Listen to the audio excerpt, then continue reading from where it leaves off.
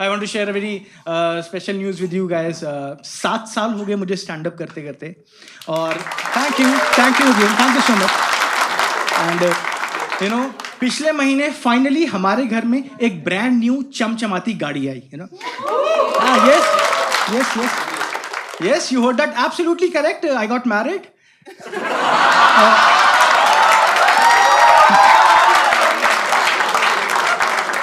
क्या दहेज की गाड़ी समझ रहे हो क्या आप लोग? अरे नहीं यार, नहीं, दहेज के सख्त खिलाफ है मेरे घर वाले।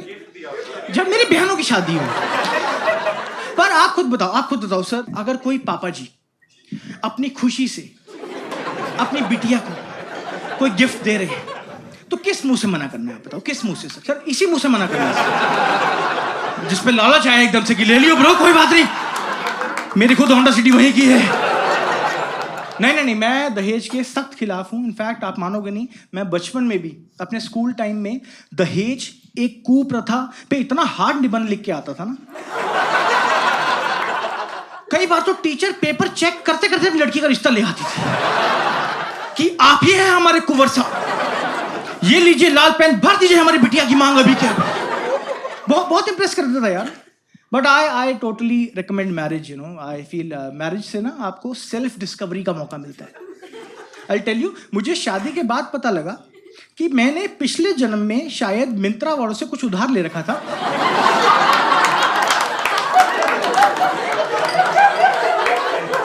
जो इस जन्म में मेरी बीवी शॉपिंग कर करके उतार रही है मेरे से, कि ये कर्जे में ना मर जाए कहीं आदमी। बस मैं आपको सच बता रहा हूं यार, मेरे घर पे इतने पार्सल्स आ रहे हैं। उस दिन डिलीवरी बॉय ने मुझे बोल दिया कि एक्सक्यूज मी सर, हमने सुना था लड़की आके घर को स्वर्ग बना देती है, आपकी वाली ने तो मिंत्रा का गोडाउन ही बना दिया है लगता है। मैं आपको सच बता रहा हूं, मुझे कई बार लगता है मेरी वाइफ ने मुझसे शादी ही इसलिए करी है क्योंकि उसको ना मिंत्रा वालों को ओटीपी बताने के लिए एक परमानेंट लड़का चाहिए था। तो उसने कहा शादी कर लेती हूँ, एक कॉम्प्लीमेंट्री हस्बैंड आ जाएगा, मैं पूरा दिन 48 ऑर्डर करूंगी, ये 48 ओटीपी बताएगा, फिर मैं अगले दिन उसमें से 47 रिटर्न कर दूंगी।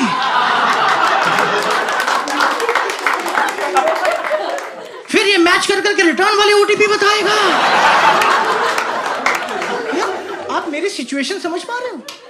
मेरे पास इस टाइम 47 रिटर्न वाले प्रोडक्ट हैं और 47 ओटीपी हैं, लेकिन इसके पास उन 47 का रिफंड आ चुका है, तो इसने 48 और ऑर्डर कर दिए हैं।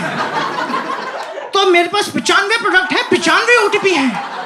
मैं इस चक्रव्यूह में ऐसा फंस चुका हूं भाई साहब। उस दिन मुझे मिंत्रा वालों का कॉल आया, कह रहे भाई साहब एक बात बताएं, ये आपने सोफा किस हिसाब से रिटर्न भेजा? हमने तो आईलाइनर बेचा था आपको। I tell you true story. एक बार ऐसी ऑफिस में मैंने क्लाइंट के साथ मीटिंग पॉज करके 6969 बोला है। मेरा क्लाइंट कह रहा है, oh my God, somebody's getting lucky tonight। और मेरे घर पे ना इतने सारे पार्सल्स पड़े रहते हैं किसी भी टाइम पे, मुझे ना अब संदिग्ध वस्तुओं से डर लगना बंद हो गया। मैं नहीं फटती बिल्कुल भी। इनफैक्ट मैं इतना प्रो हो चुका हूं, मैं तो कोई अगर पार्सल पड़ा होता है ना, सिर्फ देख के बिना खोले बता सकता हूं कि इसके अंदर एक बेज कलर की एम साइज की कुर्ती होगी जो कल मेरी वाइफ रिटर्न करने वाली है, क्योंकि अब उसको एल साइज आता है, लेकिन वो ये बात मानने को तैयार नहीं है। बस मैं बता रहा हूं आपको, शॉपिंग करते टाइम लड़कियां ना डिनायल की पॉलिसी के तहत पहले एक साइज छोटा ही मंगाती हैं कि क्या पता फिट आ जाए, और अगर ना आए तो ये वाला ब्रांड बनाता ही छोटे साइजेस है। ब्लेम ब्रांड पे डाल देती है एकदम से यार। लॉन्डो को एक बात बताना चाहता हूं, काफी सारे लॉन्डे यहां पे बैठ रखे हैं। लड़कियों की शॉपिंग ऐप में ना मिंत्रा वालों ने एक कार्ट के नीचे दूसरी कार्ट और लगा रखी होती है, एक जरूरतों के लिए और दूसरी मूड स्विंग्स के लिए। बिकॉज मैं बता रहा हूं आपको, लड़कियों की लाइफ में कैसा भी स्ट्रेस क्यों ना हो, उसका यूनिवर्सल रिस्पॉन्स मैकेनिज्म होता है ऐड टू कार्ट। हाँ, लाइफ में कुछ भी हो जाए ऐड टू कार्ट। ऑफिस में प्रमोशन हो गया ऐड टू कार्ट, बॉस ने डांट दिया ऐड टू कार्ट, वेट बढ़ गया ऐड टू कार्ट, वेट कम हो गया add to cart, good hair day, add to cart. Bad hair day, add to cart. Bestie का ब्रेकअप हो गया, ऐड टू कार्ट. सासू माँ ने ताना मार दिया, तब नो ऐड टू कार्ट. फिर सीधा पति की खाट में इधर आ गया. तेरी माँ ने परेशान कर रखा मेरे को बिल्कुल. बट ना, आई एम नॉट अगेंस्ट लड़कियों की शॉपिंग. आप लोगों को शायद ऐसा लग रहा हो, नहीं. इनफैक्ट लड़कियों को इतना शॉपिंग करना बनता है बिकॉज उनकी ऐसे देखो उन पर सूट भी करती है शॉपिंग. जैसे अभी यहीं देख लो, we have quite a few lovely girls sitting here, और हर कोई कितने अच्छे से ड्रेस्ड है, कितने अच्छे से. सामने से देख लो, ma'am is wearing a nice kurti again, she is wearing a nice top. Ma'am ने अच्छा पिंक ड्रेस पहना हुआ है ना. अब एक बार लॉन्डो को देखो प्लीज, एक बार नजर घुमा के देखो प्लीज. हाँ मैम, आप अपने वाले को देखें एक बार. हाँ मैम ने देखे, मूड खराब उनका, कह रहे इसको ले दीजिए मेरे साथ. जैसे मैं शर्त के साथ कह सकता हूँ, ये भाई साहब ये इसी टी शर्ट में रात को सो जाते होंगे, इसी में सुबह काम पे निकल जाते होंगे, इसी में आगे हाथ चुटकुले सुना दे, क्या करना बता दे एक बार. I feel there's a difference in assumption. Like, you know, girls, whenever they step out of the house, they have this one assumption कि सब लोग हमें ही देख रहे हैं, है ना?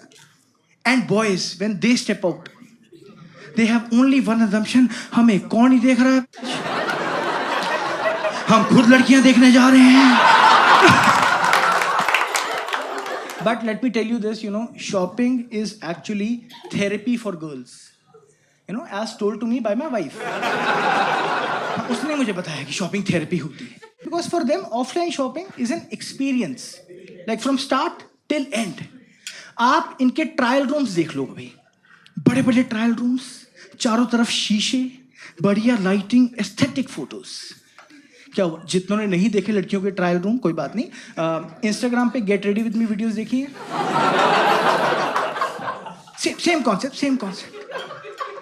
बहुत शानदार ट्रायल रूम है इनके. मेरे को तो अपनी वाइफ के साथ शॉपिंग करने के बाद पता लगा कि एक्चुअली में ट्रायल रूम होते भी हैं, क्योंकि हम लॉन्डो की 90% दुकानों में, आप कभी दुकानदार से पूछ लो कि भैया ये ट्राई कहां करें, उसका इमीडिएट रिस्पॉन्स होता है, भैया यहीं बदल लो ना, हम सारे जेंट्स ही तो हैं यहाँ पे.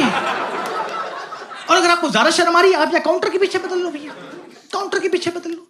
कह रहा भैया आप तो ऐसे ही शर्मा रहे हो, आप तो कसम खा के बता रहा हूं, आप कपड़ों में बर्दाश्त नहीं हो रहे, आपको नंगा देख के किसी ने मूड खराब करना है अपने. लड़कियों को मिलता है ट्रायल रूम में ऐसे प्रॉपर प्रिंसेस ट्रीटमेंट. बाहर आती है ना जैसी सेल्समैन, ये कॉम्प्लीमेंट्स फेंकता है कि ma'am what a nice dress, आप मैचिंग शूज ट्राई करें, व्हाट अ नाइस शूज, आप मैचिंग इयररिंग्स ट्राई करें.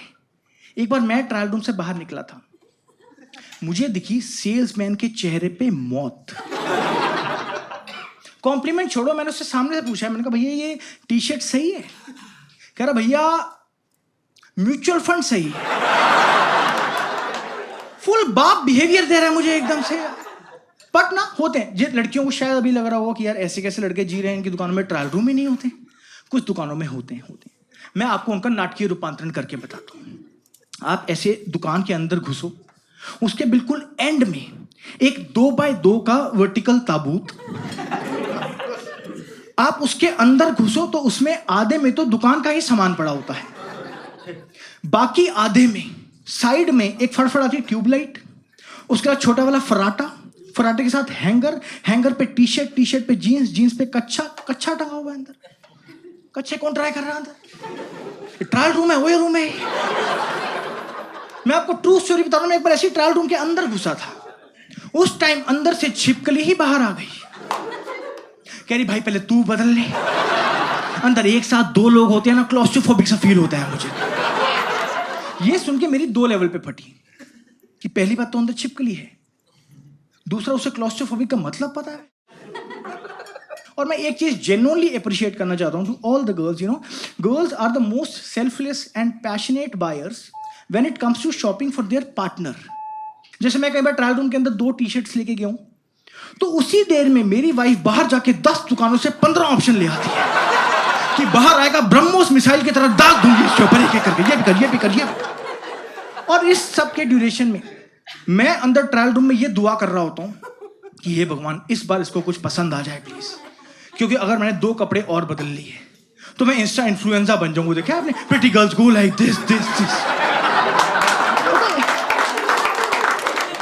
बट मैंने देखा यू नो, लड़कियां ना शॉपिंग करती हैं गिल्ट फ्री. ये किसी भी दुकान में जाके 800 कपड़े निकलवाने के बाद बिना कुछ लिए, बिना गिल्ट के आगे निकल जाती हैं। हम लौंडे ऑन द अदर हैंड अगर कभी 3 कपड़े निकलवा लें, उसके बाद हमारे अंदर क्राइम मास्टर गोगो की आत्मा आ जाती है कि आया हूं, कुछ तो लेके जाऊंगा। एक बार मैं ऐसी अपनी वाइफ के साथ शॉपिंग करने गया था, उसने 800 कपड़े निकलवाए और आगे निकल गई। पीछे से दुकानदार ने मुझे आंखों ही आंखों में देख के बोला है कि ये तेरी वाली है जिसने आधी दुकान खोल दी है मेरी। अब या तो इसमें से कुछ खरीद ले या इसको तय करवाने मेरी हेल्प करवा दे।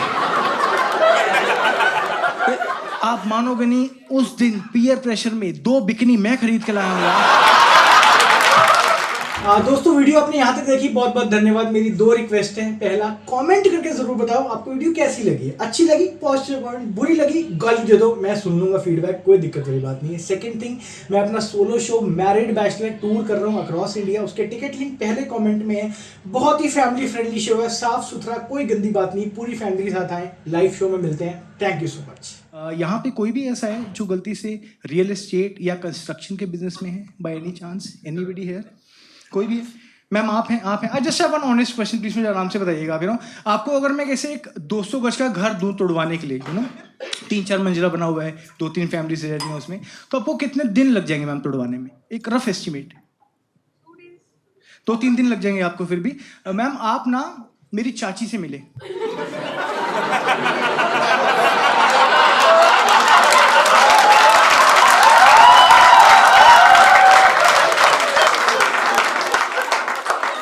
वो औरत बड़े से बड़ा मकान 2 मिनट में तोड़ देती है।